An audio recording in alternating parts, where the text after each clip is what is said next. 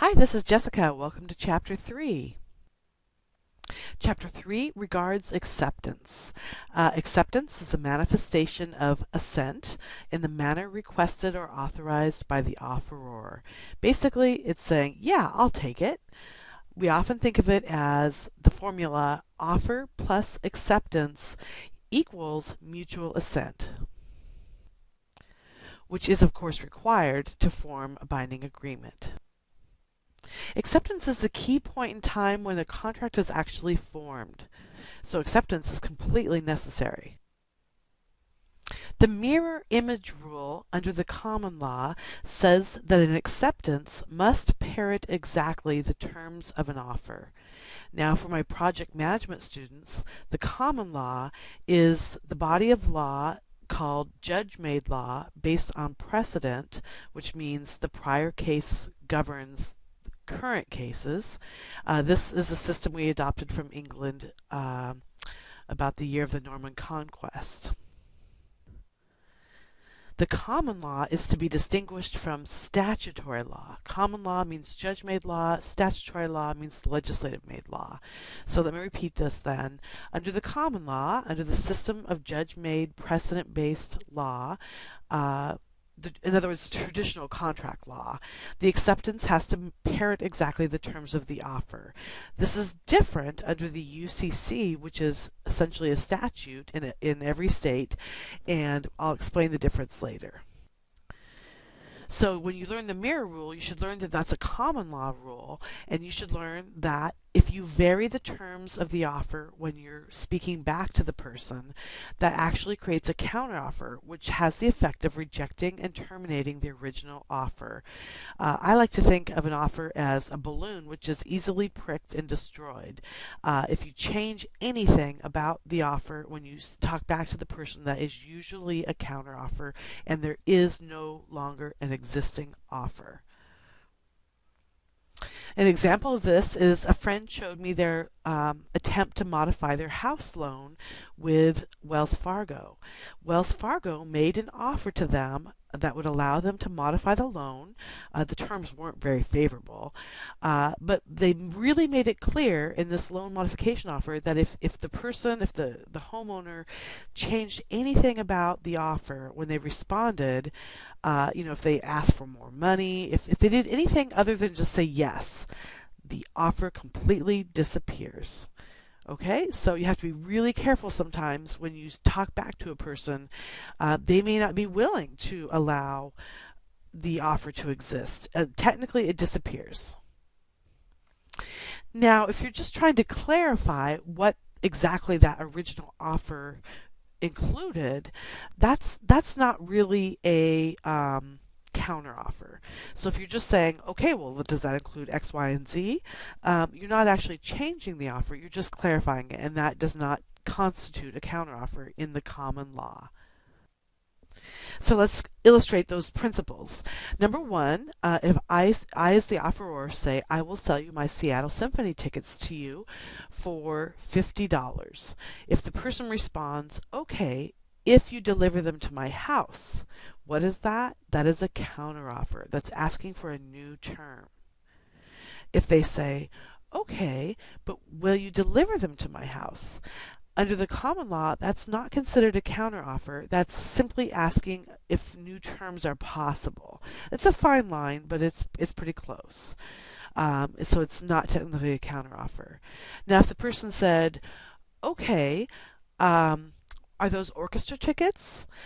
That would simply be clarifying the terms of the original offer, and that's not a counteroffer. But can you see the difference? If you ask for more, the original offer under the common law disappears.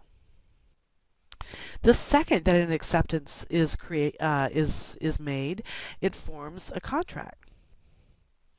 There's a classic case involving smoke balls in the 1850s that are supposed to cure the flu. And it's about the nature of acceptance.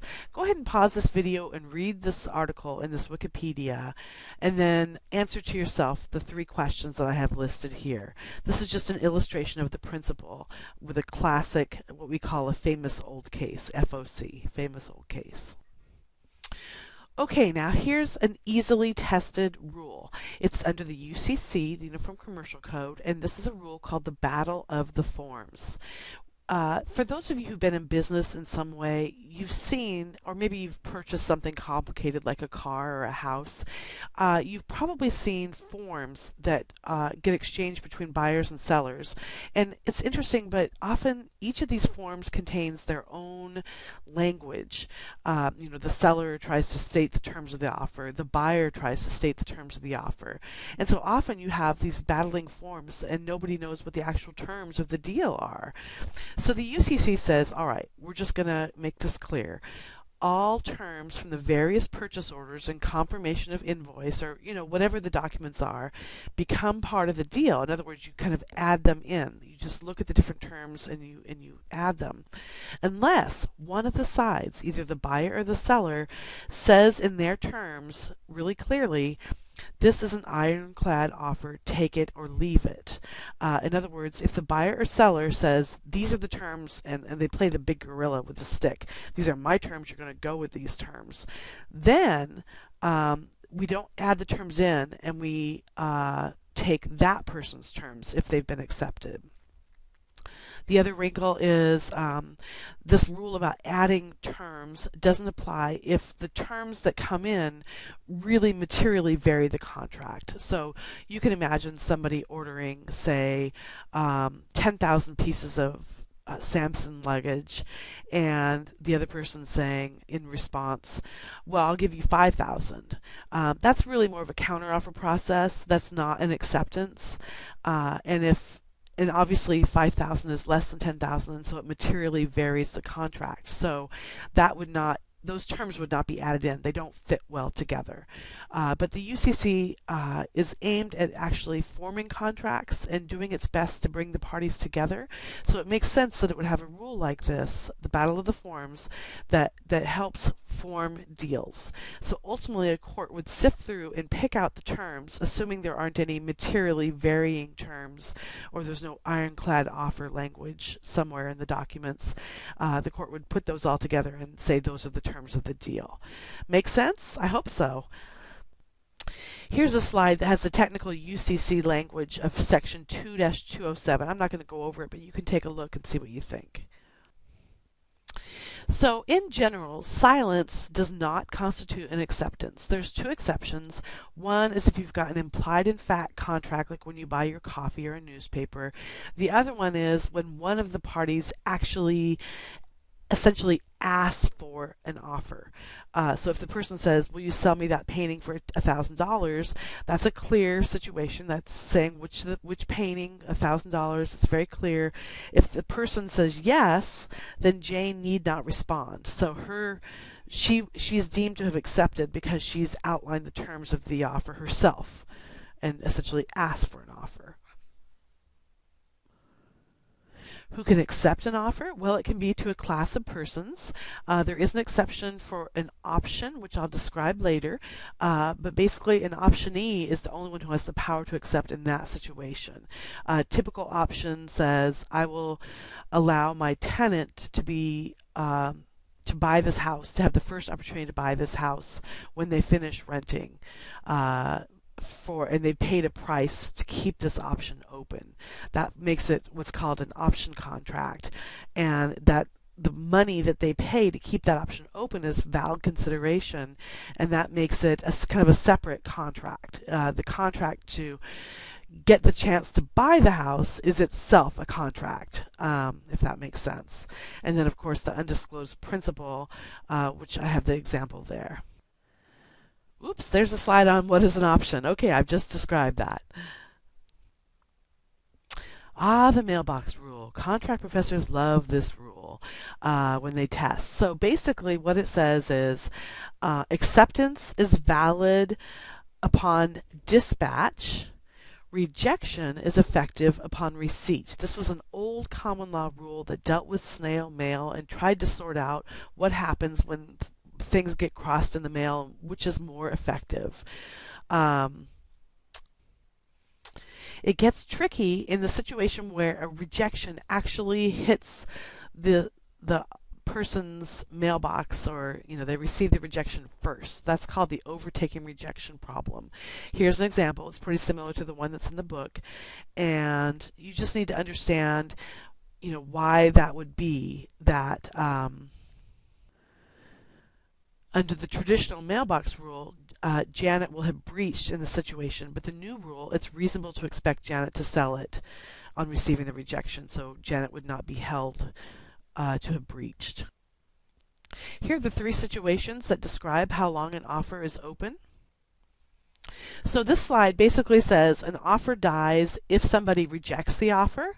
That's that mirror rule under the common law that says, a pinprick to a balloon. If there's any counter response to an offer, the original offer lapses. It's no longer existing.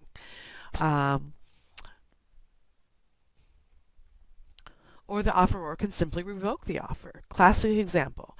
I'll sell you my car for $10,000. Oh, I love that car. No, I won't. Okay, that's revoking the offer. It's no longer valid. The offer contains all the power to revoke, and a counteroffer in any way varying the original offer completely eliminates the offer. Here are some things that terminate the offer by operation of law. So if an offer is outstanding for beyond a reasonable time, if it's been too long, and a court deems it to have been longer than a reasonable time, the offer lapses. Same thing as if the offeror put a specified time in the offer. It lapses when that time elapses. In other words, you have until 12 o'clock midnight to join National Geographic's website, and if you don't do it by then, you will, the offer's gone. That has a specific time element in it, and it lapses. If the thing itself no longer exists, the horse died, the painting got destroyed, etc. If one of the parties actually becomes insane or dies before the acceptance has happened, that will terminate the offer legally. And if city codes make building a house that you just made an offer on, that would be supervening illegality. If city codes say, nope, you can't build that house, then the offer for it lapses automatically. So here's a question. Did the current owner of the Taco Del Mar breach the option contract? You decide. ... Yes, he did breach. I always laugh at this example. Take a look. Basically, my mom, she's so funny. She always gets married and decides to give away all of our antiques to the current husband. So this is kind of like a real life example for me. Of course, it's not real life because my mom would never actually give us the antiques. They always go to the husband. She's on number 7. What is this? Obviously, it is an example of termination by operation of law due to insanity. Okay, which one is this? Well, now this is a tricky one. So, if Jimmy went to a lot of effort and partially performed this unilateral, like this is a unilateral offer situation, right? Where Jeremiah has asked Jimmy to come in, and if he washes the car, he gets the money. In other words, the act of washing the car is the acceptance. So Jimmy has done a lot of work, he spent a lot of money, etc. Jeremiah has no good reason for canceling at this point. This is like the human fly example in the book on page 62, where the human fly crawls part of the way up the building, and then the person says, oh, no, I retract. The court says in that situation, because the person spent the money, did the work, partially performed, the person can no longer revoke the offer until the person has had a reasonable time to complete the act of acceptance in a unilateral offer situation. If what I just said was confusing to you, see the example on page 62. Okay, here's another one. Figure this one out. Okay, how about this one? Here's an example where the offer specifies it has 10 days to accept, and then he tries to accept on the 11th day. Nope, not going to work, offer expired. But if no time for acceptance had been specified, then the next slide pertains. If no time had been specified in the prior slide, then the basic question is it's open for a reasonable time. And here's a definition of how long a reasonable time is open. This is my last slide, and it basically has two situations. One where he tries to accept after the offer is revoked and there is no contract in that situation. But then if Mo had actually received $10 in exchange for his promise to keep the offer open for 10 days, it would be an option contract. And because there's consideration, it would be binding. Okay, that's it. I have sped through chapter 3. I'll talk at you next week.